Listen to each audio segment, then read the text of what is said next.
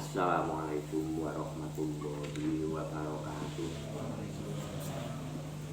Nahmadullahi alladzi jalla sanahu hamda syakirin wa nu'minu bihi imanal mukminin wa nuqiru bi wahdaniyatihi iqrar shadiqin wa nashhadu an la ilaha illallah rabbul alamin wa nusalli wa nusallimu ala nabiyyina Muhammadin sayyidil mursalin wa ala alihi wa ashabihi thayyibin at-thahirin, amma ba'du.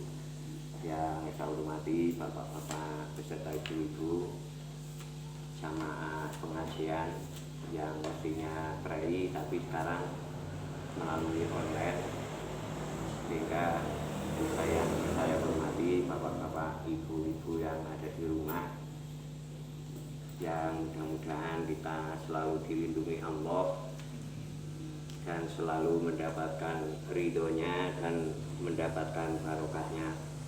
Amin ya robbal alamin. Kita awali pengajian ini dengan bacaan Ummul Kitab Al-Fatihah.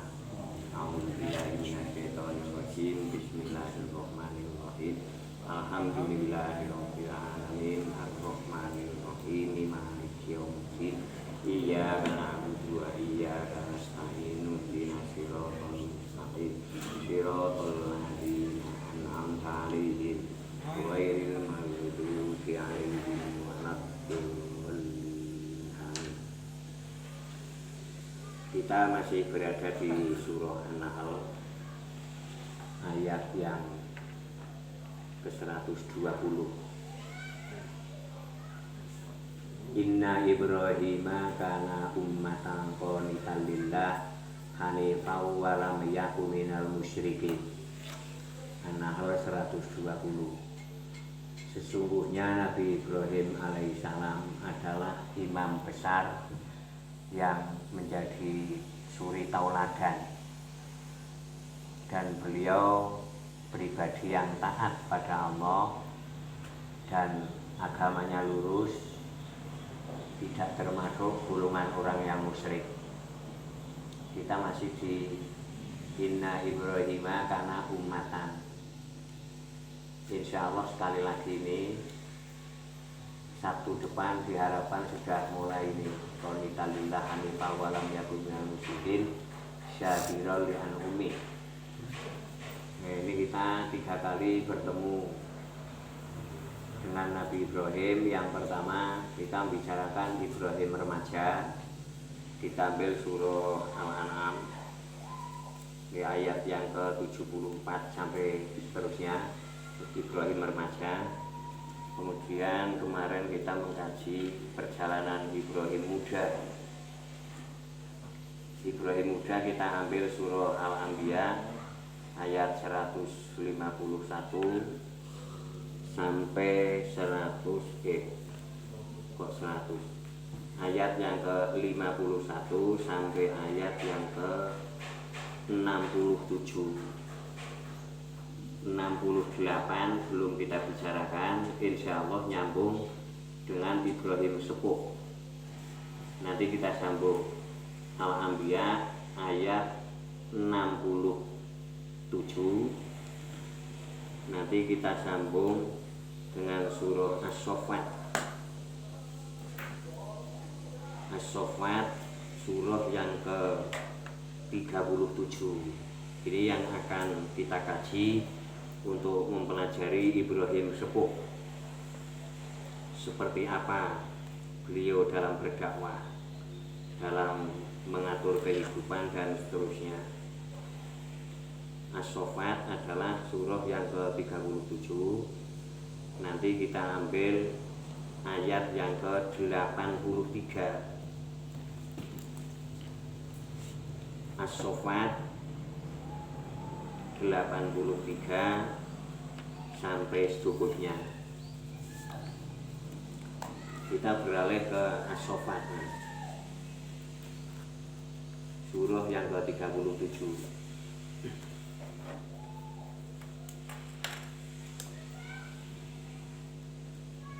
Ya, ini As-Saffat ini kita nanti mengkaji Nabi Ibrahim sepuh. Ini di surah As-Saffat. Ini panjang. Ya kita baru 3 surah ya. Surah Al-An'am, kemudian surah Al-Anbiya, surah As-Saffat. Ini masih 17 surah yang tidak kita ketahui. Ini kita sudah ketemu 3 kali. Kalau semua surah dikaji 20 surah yang memuat Nabi Ibrahim, ini mungkin perlu waktu bisa 1 tahun lebih ya. 1 tahun lebih. Karena kita hanya seminggu sekali. Tapi 3 kali atau 4 kali pertemuan ini sudah cukup untuk kesimpulan bahwa ternyata memang Ibrahim adalah pemikir besar, generasi besar, dan sang perumbak kehidupan yang besar. Sehingga memang kita perlu meneladani beliau. Sehingga kita tahu Ibrahim bukan hanya pemimpin yang hampir saja menyembelih anak kandungnya sendiri, bukan hanya itu, tapi mengetahui perjalanan hidupnya. Nah ini perjalanan saat sepuh nih. Wa inna min syi'atihi la Ibrahim. As-Saffat ayat yang ke-83. Ibrahim menurut Allah termasuk golongan Nuh. Golongan Nuh ini di dalam tafsir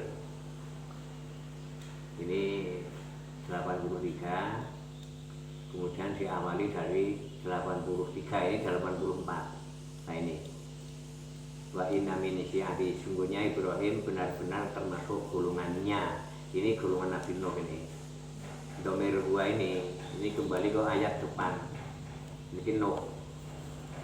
Sehingga menurut pandangan Allah, summa agroknal ahorin, ini semua penduduk negeri ini tenggelam di tenggelamkan Allah, seleksi alam. Ini saya merasakan bulan ini dan tahun ini juga seleksi alam ini. Melalui corona ya. Seleksi iman, seleksi kehidupan, seleksi ekonomi, sama dengan seleksi alam. Wa inna min syi'atihi la Ibrahim. Ibrahim ini benar-benar termasuk golongan Nuh. Ya yang dimaksud golongan ini para ahli tafsir berbeda-beda pendapat.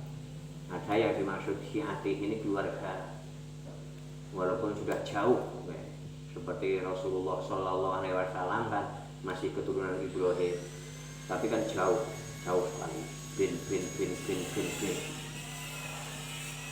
Nah Ibrahim juga seperti itu, termasuk keturunan Nuh. Ini sebagian pendapat. Ada yang berpendapat yang dimaksud syi'atihi, golongan Nuh ini Rasul dan Nabi. Ini kita tidak akan bicarakan hal itu karena nanti belajar ya. Dan yang kita butuhkan adalah karakter Ibrahim dan perjalanan dakwahnya. Terus As-Saffat yang ke-84 nih. Wa inna Ibrahima wa inna min syi'atihi la Ibrahim. Sesungguhnya Ibrahim termasuk golongan Nuh. Irja'a rabbahu biqalbin salim. Ini dorof ya, tingkah nasab, ada namil yang dibuang menurut ahli bahasa. Neten tafsir Jalalain ada lafal ulkur.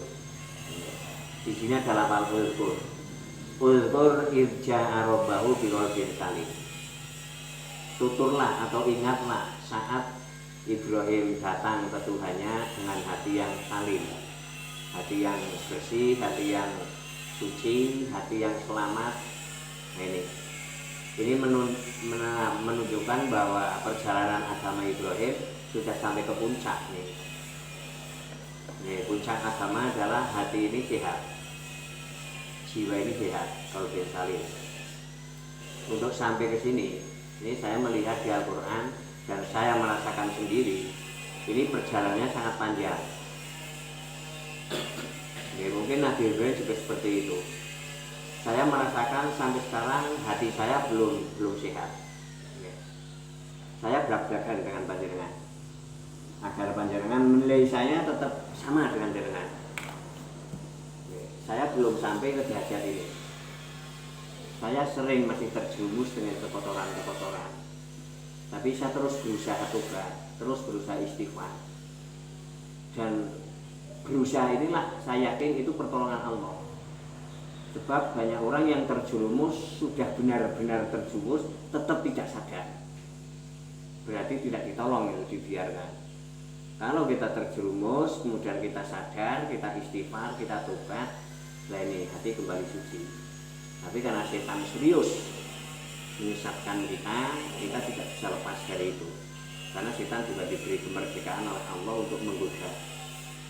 Saya merasakan di bulan Ramadan juga setan tetap aktif, sehingga saya meragukan hadis saat di bulan Ramadan setan ini bugar. Iya. Saya meragukan itu. Dengan dalil yang kuat saged distoraken dengan kula. Ya, karena saya pribadi ini merasakan untuk menghindari kemungkaran memang masih perlu berjuang yang sama dengan di luar bulan Ramadan. Kalau di bulan Ramadan rahmat Allah, ampunan Allah, kasih sayang Allah ini luber, kita bisa merasakan bersama. Tapi untuk setan juga, ini perlu kita kasih. Jangan-jangan memang dipalsukan oleh setan itu sendiri agar di bulan Ramadan yang suci ini orang-orang mengabaikan setan. Lah, jadi wis duger kan. Tenang, jebulane ora.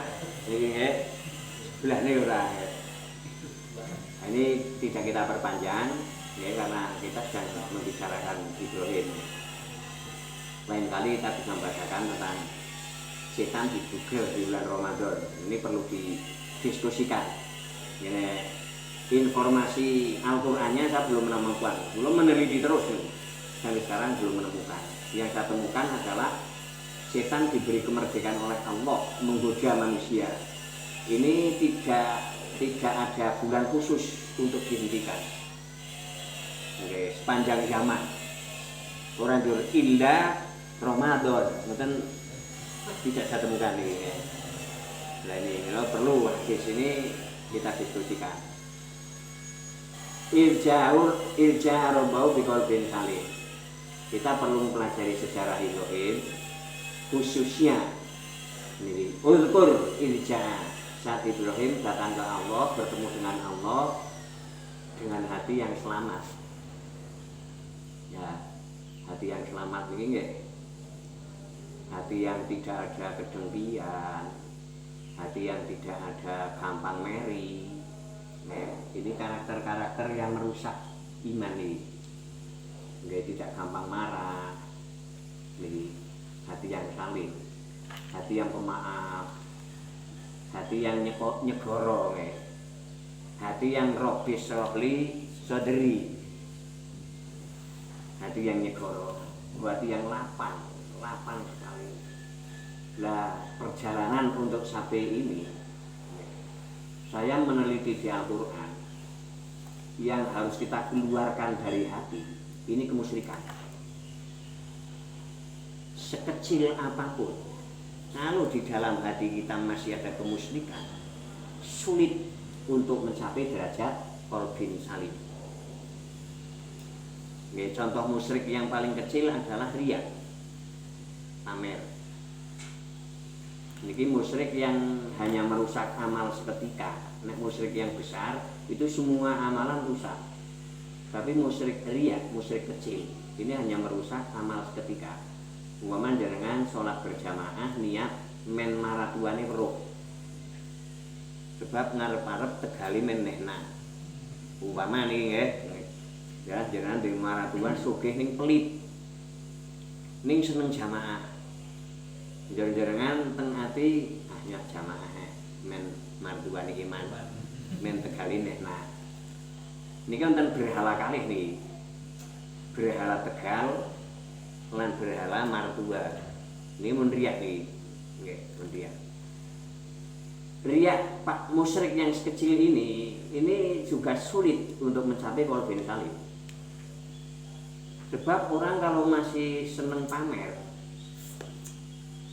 digoda iblis untuk terlalu mencintai dunia, ini masih mudah. Sehingga kalau teman punya mungkin merek mobil yang baru, sehingga orang yang masih suka musik pamer itu pingin dengan mobil itu, sehingga walaupun sudah punya berapa, itu tetap menghalalkan segala cara untuk meraih itu. Nah, ini bahayanya itu. Milo saya merasakan saya sendiri dan saya meneliti di Wahyu, saya belum sampai ke Kolbin Salim, belum sampainya. Tapi saya berusaha ke sana terus bersama panjenengan. Nggih, milo mengapa Ibrahim sepuh kita mengambil surah As-Saffat, ya agar kita juga mengambil pelajaran dari sini. Ibrahim bertemu Allah, irja robbahu, memang dengan hati yang selamat nih. Kemusyrikan ini sudah hilang.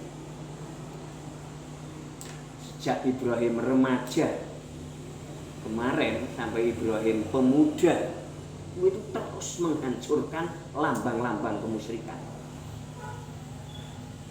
Bukan hanya menolak, tapi menghancurkan. Jadi kita nggak punya kemampuan menghancurkan lambang-lambang kemusyrikan, nggak mampu. Ibrahim muda ini menghancurkan berhala-berhala, ini kan berarti kan menghancurkan lambang-lambang kemusyrikan. Kita nggak punya kemampuan, tapi paling tidak hati kita menolak itu. Karena itu tauhid. Wa may yakfur bit-taghuti wa yu'min billah faqad istamsaka bil hurmatil wusqa. Barang siapa yang kafir terhadap tauhid dan hanya iman pada Allah, maka orang itu sudah berpegang teguh pada tali yang kuat. Tapi kalau di dalam hati masih banyak tauhid, ya, berhala, ya, entah berhala kepentingan, berhala pemimpin, berhala yang lain, ya, saya merasakan waktu itu berhala amplop. Ya. Berhala amplop ini juga tidak ke Al-Quran. Ini menjadi berhala nih. Ini ku yakin nih.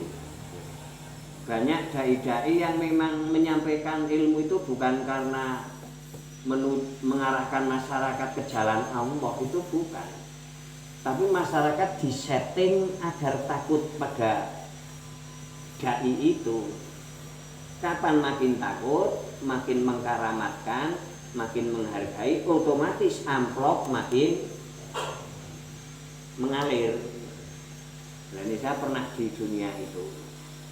Ternyata saya rasakan itu menghambat perjalanan hati yang selamat nih.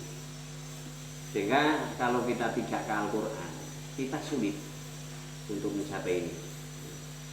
Karena saya sendiri waktu itu sudah dipanggil kiai, panggil al-mukarrom, panggil gus, sohibul garofah, wah sohib-sohib yang lain ya.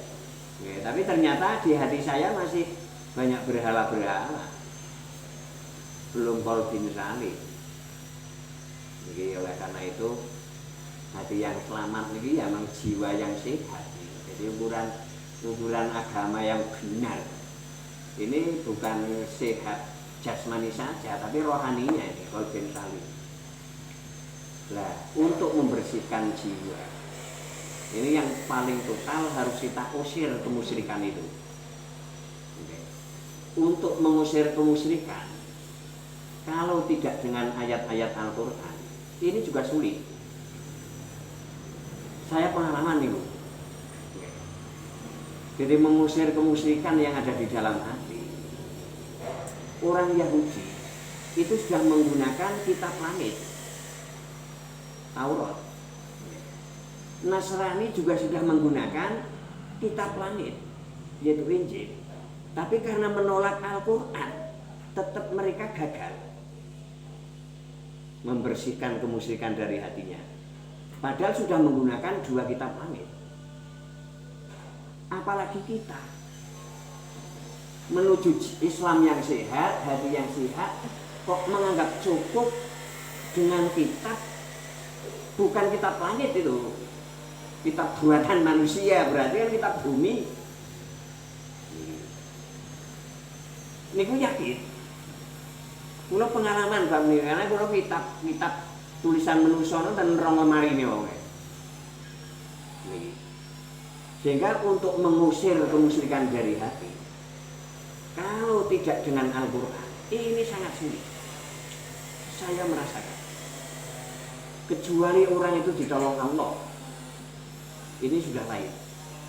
Siapa mereka? Mereka yang sungguh-sungguh pingin takwa, tapi memang mereka tidak punya ilmunya, tapi ngaji terus. Nanti bisa ditolong Allah nih. Tapi orang-orang yang sudah tahu ilmunya, Quran sudah datang ke kamar mereka, sudah ada di atas dengkul mereka, tapi mereka mengabaikan. Sulit untuk mengusir musyrik ini. Ini aku yakin. Karena mengabaikan metode pengusiran musyrik yang paling jos, yaitu Al-Quran. Inilah Ibrahim. Jadi bertemu Allah dengan hati yang selamat, jiwa yang sehat, hati yang suci. Suci pertama dari kemusyrikan. Sebab kalau kemusyrikan sudah bisa kita usir dari hati, maka yang namanya kekafiran, kemungkaran, kemudian kefasikan, kemurtadan, kemudian kemunafikan, ini mudah hilang. Karena Allah lah yang akan tanda, yang akan tanda agar seperti kekafiran, kefasikan, ini tidak masuk ke hati kita. Ini kita surat Hujurat nih. Ya, surat Hujurat. Kita nggak perlu ke sana. Okay. Ternyata untuk membersihkan hati dari kemusyrikan, ini sangat perlu pertolongan Allah. Kalau kita menolak kitab Allah, sulit untuk mendapatkan pertolongan Allah. Kalau kita menerima kitab Allah, insya Allah mudah mendapatkan pertolongan Allah untuk mengusir kemusyrikan yang ada di dalam hati.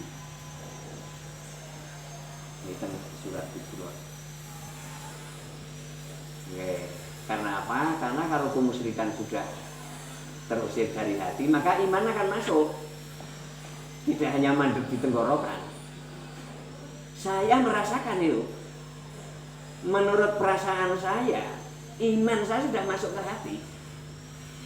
Ternyata menurut Al-Quran belum, masih di tenggorokan. Jika lain non muncrat iman idah bareng karo riyak. Jadi karena hati masih ada kemusyrikan. Jadi kalau di dalam hati masih ada kemusyrikan, sulit kita memiliki qalbun salim. Karena kemungkaran, kekafiran, kefasikan, kemaksiatan itu masih memenuhi hati itu. Inilah saat orang Badui sowan Rasul mengatakan bahwa saya sudah beriman Rasul. Rasul diperintah Allah menjawab, belum, kamu belum beriman. Walam yaqulil imanu fi qulubikum. Iman kamu belum masuk ke hati kamu. Masih tenggok berarti ini paling seru. Masih di bibir. Jadi karena Allah yang paling mengetahui hati kita. Selain ini, inilah Ibrahim sepuh. Memang menurut Allah hati Ibrahim sudah qalbun salim. Karena akan menjadi teladan kita. Kita akan ketemu Allah juga harus dengan ini. Kalau masih ada kemusyrikan, tidak mungkin memilih qalbun salim. Karena apa? Kemusyrikan itulah yang akan melahirkan kekafiran, yang akan melahirkan kefasikan, kemunafikan. Sehingga kalau masih punya bibit musyrik, perkembangbiakan terhadap kekafiran dan terhadap kefasikan, kemurtadan dan kemunafikan, niki seperti nek cara biologi ini perkembangbiakannya membelah sel. Bukan generatif tapi vegetatif. Jadi mungkin musyrik saniki 1%, ngesuk 2%, ngisuke 4%, ngisuke 8%, ngisuke 16%. ngisuke 32%. Gitu. Niki menawi kita menolak wahyu saged seperti itu. Saya pernah teng alam mriku. Padahal orang manggil saya sudah kiai. Tapi hati saya masih dipenuhi kemusyrikan. Sehingga kefasikan boten saged hilang. Kemunafikan juga nggak mungkin hilang. Malah makin munafik ini. Makin diberi harta oleh Allah, makin diberi status-status sosial oleh Allah, makin tinggi kemunafikannya. Dan makin merajalela kemungkarannya. Ini kok pasti nih. Karena saat nobonge hati kita masih ada kemusyrikan, Allah tidak akan mungkin menjadikan hati kita ini senang dengan iman. Seandainya ngaku seneng karo iman, ku lambene tok. Niku yakin. Tengersane Allah ndokok niku. Tetap mboten beriman. Oleh karena itu untuk mengusir kemusyrikan agar hati kita ini salim, selamat, kita perlu Al-Quran. Niki nek kita tidak ke Al-Quran, banyak lakon-lakon yang menurut para pemimpin tidak musyrik, tapi menurut Al-Quran sangat musyrik. Kula pengalaman bab niku. Niki sing menurut para tokoh kita, mungkin para keluarga besar kita tidak musyrik, tapi menurut Al-Quran musyrik. Sehingga kalau kita akan mengusir kemusyrikan dari hati, agar hati kita salim, sehat, tanpa Al-Quran, bohong. Ya ini. Lah kula ngaten niki ya supados sing teng dalem niki nggih, sing makin ngajine lawe online niki berpikir. Kalau kita ingin selamat, ya monggo kita kontrol agama kita dengan wahyu. Ternyata memang mencapai kolbin salim, ya tidak cukup kita masuk ke organisasi kolbin salim. Kan di metropolitan ada, ya kan, pengajian kolbin salim. Tidak cukup kita masuk ke organisasi itu. Kita memang harus tenggelam ke Al-Quran. Saat kemusyrikan sudah terusir dari hati, lihat di sini.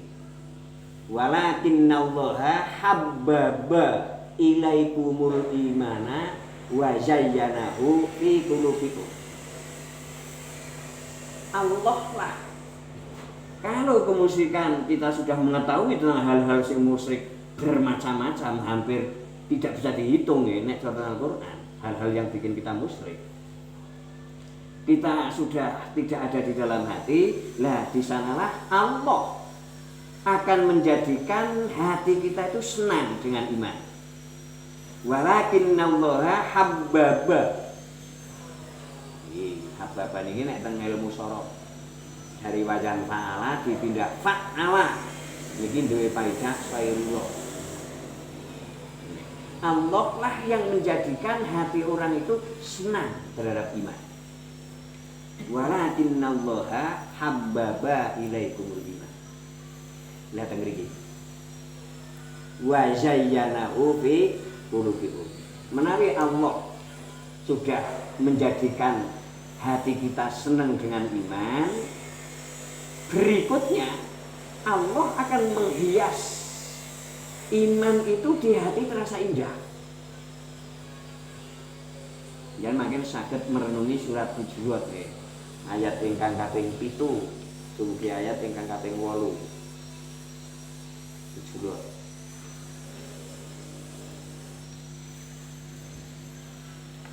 Masya Allah, dengar gini, bahwa iman itu serius, bukan mainan.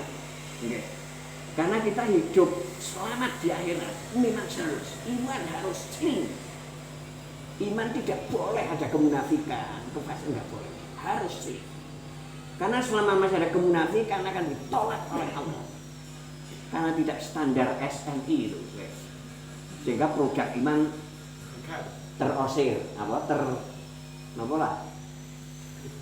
sortir, ya kan? Nah, pumpung kita belum mati, belum mati. kita pelajari betul. Sehingga makin iman kita tidak disortir Allah. Jadi, Masya Allah, qalbin salim ya.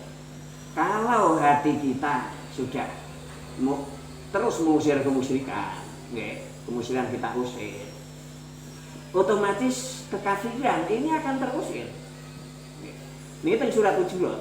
Kalau kemusyrikan sudah terusir, nanti Allah lah akan yang menjadikan hati kita itu senang dengan iman. Habbaba, aslinya kan habba, ya. Senang. Kemudian Allah menjadikan senang. Niki nek cara teng kitab Sorobipun wazan fa'ala njur dirubah dadi fa'ala nggih. Habba dadi habbaba niku ana faedah sairurah nggih. Berarti Allah lah yang menjadikan hati kita ini senang dengan iman. Jadi niki nek posisi kula lan panjenengan kemusyrikan sudah terusir, njur wis seneng karo iman. Walah. Mun ajeng dialang-alangi sinten. Mboten kaya. Napa maneh kok dialang-alangi repot. Yang arep ngaji repot ya. Mboten saged repot ngalang-alangi jenengan. Bisane repot ing yang ngalang-alangi kula panjenengan kan niku tesih dadi berhala. Nggih. Tuhan repot. Akhirnya nanti mati orang ngaji niku. Nah repot terus. Niku lah tawut repot. Lah niki barang wis mati tolong-tolong. Ternyata dilakoni orang ngaji ya tetap ekonomi yang ngono baik. Nah sing ngatur ekonomi kan Allah. Niki lah iman. Niki. Napa malih dihalang-halangi sak lain repot lah, jenengan lebih cerdas. Tetap ora teh ngalang-aling jenengan. Niku nalika Allah sampun menjadikan iman niki seneng nang jero ati. Njur menghiasi. Sehingga jenengan melakukan aktivitas yang akan mengarah pada iman, niki terasa indah. Terasa terhibur. Jadi kadang memang harus pisah dengan anak, pisah dengan pasangan. Tapi kita sedang melaksanakan proses perawatan iman, kita senang. Nikulah wa zayyanahu fi qulubikum. Allah yang menghias ini. Niki memang harus dengan kitab Allah untuk mencapai ke sini. Kitab Allah saja, kitab Al-Quran. Dengan Taurat, Yahudi tetap gagal mencapai ini. Kalau misalnya Nasrani sudah pakai Injil, kitab langit tetap gagal karena menolak Al-Quran. Lah kok kula panjenengan Quran wis ming sentong, wis nang pangkon tetap diabaikan. Karena saking ora pahami wahyu niku. Niku yakin. Nek paham wahyu ora ini mengabaikan Al-Quran. Niki yakin, nikilah qalbin salim ya. Karena kita sering dikacok di televisi tentang pemahaman qalbin salim. Ini sangat sederhana. Tidak sederhana itu. Jadi musyrik harus diusir dulu dari hati. Kalau musyrik sudah terusir, baru Allah akan ngerewangi, memberi taufik, menjadikan hati kita senang dengan iman itu. Walakinnallaha habbaba ilaikumul iman wa zayyanahu fi qulubikum. Kemudian Allah menjadikan iman ini merasa indah teng jero ati. Jenengan nek pun mulai mengenal wahyu, mungkin jenengan ana rasa kangen dengan Al-Qur'an. Nikilah wa zayyanahu. Niki sing biasane jenengan gugu usah ming Quran kok dadi radikal. Ngoten jane ora gugu niku. Niki nggih. Malah rindu dengan Al-Qur'an. Niku yakin. Niku lah wa zayyanahu. Allah mulai menjadikan iman niki bisa menghias hati kita. Niki Allah yang menjadikan. Berarti agar kita ditolong Allah. Allah menolong kita, Allah menjadikan hati kita senang dengan iman, dan iman menghias hati kita menjadi terhibur, merasa indah. Ya kita harus menggunakan kitab Allah. Jadi kalau kita menggunakan kitabnya Abdul Muthalib, gagal jenengan sampai ke Korbin Salim. Niku yakin. Walaupun mungkin Abdul Muthalib wis digedhe-gedhekna lah masalah status sosial. Wis profesor, igen doktor, igen kiai, igen haji, mungkin profesore ya pirang-pirang, mungkin doktore nek ditulis kabeh ya anak 17 negara sing ngenehi honoris causa, ya kan? Tapi kalau proses hati ini masih menggunakan kitab Abraham Maslow, mboten menggunakan kitab Allah sing teladane Nabi Ibrahim alaihi salam. Nek mboten menteladani Ibrahim alaihi salam, masih menggunakan kitab Abraham Maslow, tetap menyimpang. Niku yakin. Nggih. Mila jenengan mulai seneng kali Al-Qur'an niku pertolongane Allah. Mboten saking pintere jenengan. Niki kula pengalaman niku pirang-pirang sing ngalime ngungkuli kula, pintere ngungkuli kula, umure niku luwih tuwa timbang kula, njur sugihe niku kula dereng banding-bandingan niku. Tapi tetep slegeh oleh Al-Qur'an. Niku yakin. Nalika kula ajak diskusi kalih kanca niku mlengos mawon. Jelemur mawon. Niki lah jenengan mulai seneng kali Al-Qur'an, pertolongan Allah niku. Nggih. Aja ngaku saking hebate jenengan. Makin mulai ngujub niku kanca akrab kali riya. Niki. Monggo nggih. Lah riya niki lah muncule niku karena musyrik belum terusir. Kalau musyrik sudah terusir, nanti proses agama kita sampai di sini. Korbin Salim niki ihsan, niki nggih Korbin Salim niki. Kalau hati kita sudah sahih, sudah sehat, jiwa kita sudah suci dari kemusyrikan terutama ya. Niki ya otomatis hidup ini akan merasa dipantau Allah. Nikulah makna ihsan. Kalau kita tidak mampu saat kita ibadah seperti melihat Allah. Karena mungkin yang mampu seperti itu para nabi, para rasul. Kita masih ada cadangan. Kalau kamu tidak mampu seolah-olah melihat Allah, ya paling tidak kamu punya pikiran kamu sedang dilihat oleh Allah. Niki harus di hati yang sini. Berarti proses ihsan itu ya di sini. Niki puncak niki. Puncak agama. Istiqomah nggih ten mriki.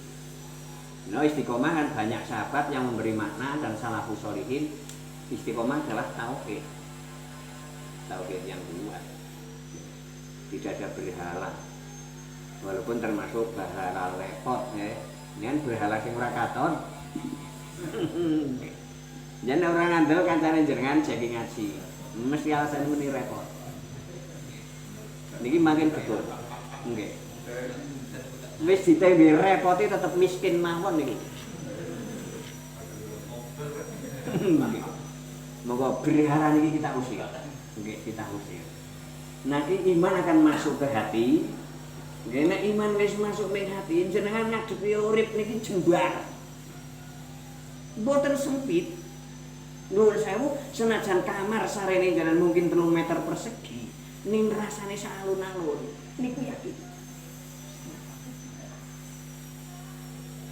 Nek iman wis menghiasi hati. Senajan jenengan omahe salun-alun. Nggih. Nang duwe villa teng Bogor. Ora cukup siji, mungkin 7 villane jenengan. Tapi deg-degan terus. Weruh seragam oranye mawon deg-degan. Karena kok hatinya kotor, jiwanya rakus. Kerakusan itulah karakter jahat sing lahir saking kemusyrikan itu, saking kemunafikan itu, saking kefasikan itu. Gimbonge musyrik. Mila nek teng kitab-kitab tasawuf nggih, kitab akhlake wong-wong sing mulai meningkat tinggi, musyrik niku aslul kabair. Musyrik niku aslul kabair. Napa aslul niku uyude nggih. Uyude nggih saged, bibite nggih saged niku. Jadi dosa besar apa niku bibite ya musyrik niku. Mila untuk mencapai qalbin salim, monggo pelajari perjalanan Ibrahim alaihissalam dalam membongkar kemusyrikan itu. Kemusyrikan sering diciptakan oleh pemimpin-pemimpin. Masyarakat ora tayang menciptakan kemusyrikan. Sing paling tayang menciptakan kemusyrikan dan membuat lambang-lambang kemusyrikan itu para pemimpin. Mila teng Nabi Ibrahim sing lambang ramane Nabi Ibrahim. Sekaligus sebagai Perdana Menteri niki wazire Namrud. Jadi nek menciptakan kemusyrikan agar masyarakat tunduk niki wong loro niku selalu memunculkan kebijakan sing mengandung kemusyrikan. Lah niki lah perjalanan Ibrahim harus menolak niku, membongkar niku. Ibrahim remaja, Ibrahim masa muda kemarin, bahkan kita tidak mampu seperti Ibrahim harus menghancurkan lambang-lambang kemusyrikan. Ibrahim mampu berharap dijur. Kuluran panjenengan orang mampu. Dan seandainya kita menteladani hal ini sangat bahaya. Niki. Jenengan begitu memahami Ibrahim muda, wes langsung minggoro budur. Bawa bodem mendungi recak wes langsung ora bali jenengan ya. Nah niki lambang jelas katon seperti itu lah. Aja lambang sing ora katon nggih tetep yang lain tetep ora bali niku lah. Monggo kita masih diberi perjalanan oleh Allah lebih ringan ya. Lebih ringan. Okay. Kita tidak diharuskan menghancurkan. Tapi yang diharuskan itu lepas tangan. Bariun. Okay. Lepas tangan. Ora mendukung. Okay. Ora mendukung. Ora yang kuyung datang kemusyrikan. Jadi nek mendukung ya urung walakinallaha habbaba ilaikul imana wa zayyanahu fi qulubikum. Sebab nalika Allah pun menjadikan hati niki senang terhadap iman, kemudian iman niki sudah dijadikan oleh Allah menghiasi hati kita. Lah niki efek berikutnya wa karroha ilaikumul kufra wal fusuqa wal isyan.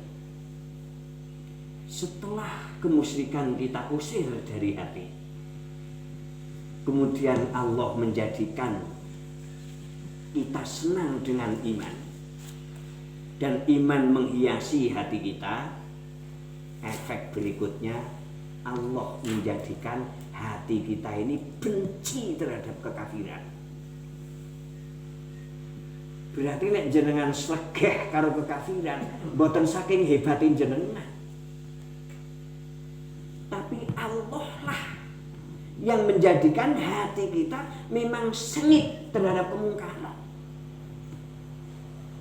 Nek kula lantan ingin seneng gendotan, ingin seneng urunan dengan imblik-imblikan, sangat mungkin iman ingin nang tengok. Niku yakin urung tekan hati. Halo. Nggih. Benci karo masyarakat ngoten. Enggak saged niku nek nolak fitnah. Tapi kalih prihatin jenengan. Istighfar gede. Nggih, istighfar sing akeh. Nggih. Karena apa kita nek alasan nolak fitnah terus makin anak putune kula panjenengan nolak fitnah terus. Niku atngaful iman. Nggih. Niki. Kita sebetulnya sudah cukup menjadi generasi yang imannya ini. Mosok arep diwaris-warisna terus. Niki lah sing dereng dangu. Niki tahadusan binikmah. Dereng dangu njlamprang ajeng ngawontenaken gendutan. Niki pemuda sekitare sing arep anak wong duwe gawe arep anak gendutan ora teng nolak niki. Wedi. Niki njur rawuh tengen kula. Kula ngomong waneni. Waneni. Kula nolak, Pak. Nolak. Nek sampean butuh nyong tak kana. Saya harus mulai bicara seperti itu. Sebab nek kula nolak fitnah terus, ya anake kula nolak fitnah. Yang merajalela terus. Niki. Ya Allah, tolonglah saya. Tolonglah dua pemuda ini. Niki akhirnya rapat. Terus pemuda dua niku datang ke saya lagi, Pak. Dereng perlu njenengan. Kula tak ngangge A kali B. Nek ngangge A kali B niku pun lulus gagal gendutan, jenengan coba doanya. Niki lah pertolongan Allah. Niki. Sehingga Allah menolong saya sedikit diberi keberanian untuk hadapi. Ternyata menelurkan hati pemuda ini menjadi berani. Nggih pun Pak. Niki lah pentingnya dai. Mboten jekutut terus. Niki.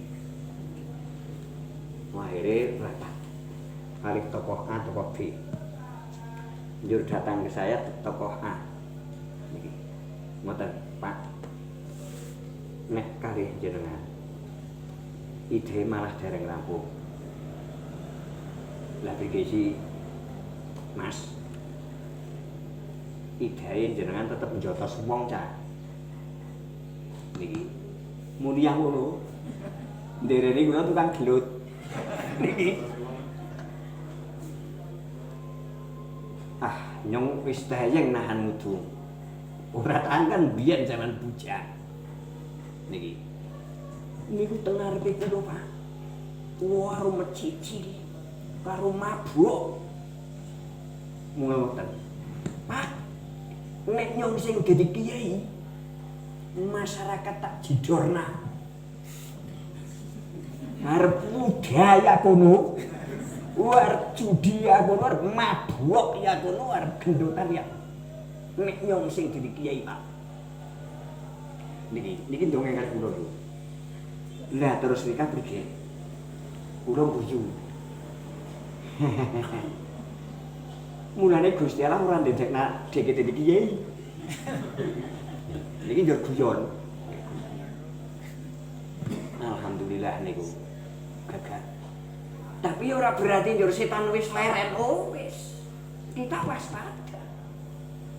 Nih, suatu saat mesti udik malih iki. Kita ciptakan generasi Ibrahim yang berani menghadapi niku. Sebab nek kula alasane tolak fitnah kan aja-aja niku alasan nafsu. Niki Allah Maha ngerti. Nek janjane wong niku wedi mati. Niki. Lah niki. Niku Allah ngerti. Karena Allah ngalimunake. Makin teng akhirat kebongkar. Njur kula teng Al-Qur'an weruh niki. Sing dislametna Allah niku sing nahi mungkar. Berarti sing mboten mendel niki. Njur sing dibinasakan Allah niku sing nglakoni kemungkaran. Sing posisi meneng niki tak luru posisine teng pundi. Niku dijidorna Allah niku. Niku luwih mengerikan. Niki. Janjane alasan tolak fitnah niku kadang-kadang sok nafsu. Utama jan asline wedi mati. Lah kula weruh paman